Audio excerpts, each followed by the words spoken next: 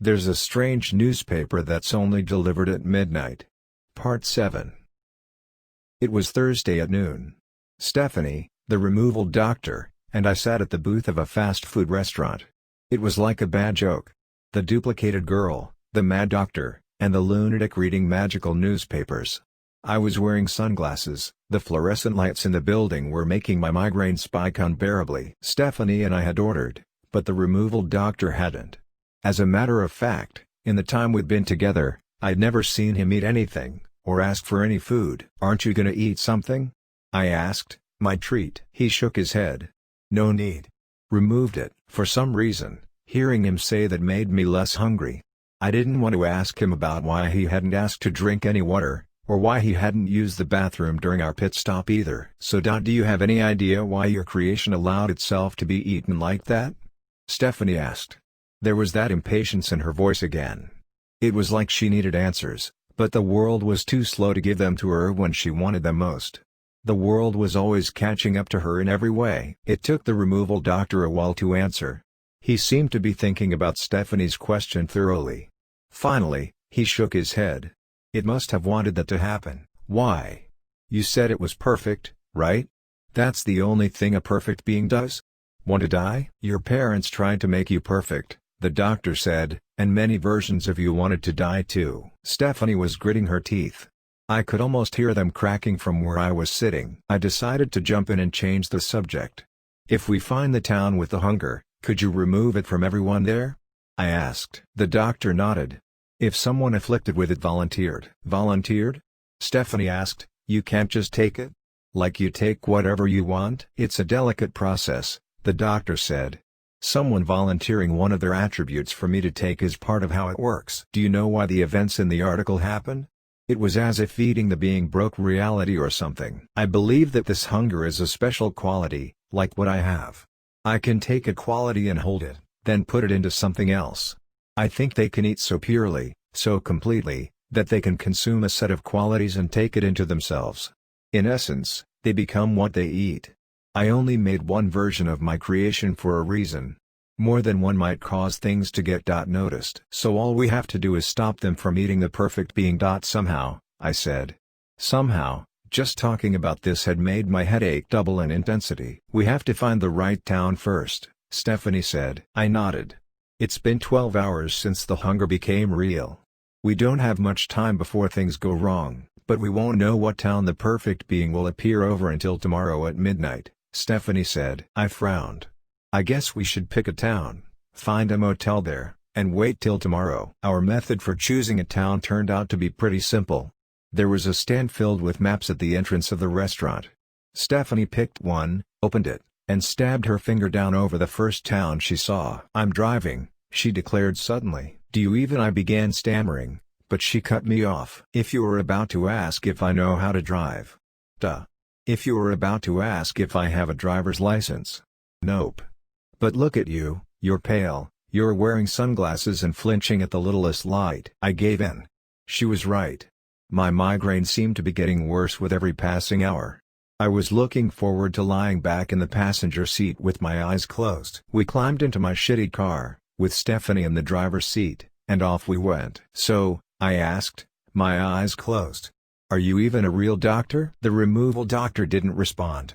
I could tell he didn't do jokes. "Could you remove my migraines?" I asked, half serious. "Yes," the removal doctor said. "I don't know if that's a good idea," Stephanie said, cutting in. "Yeah. I know.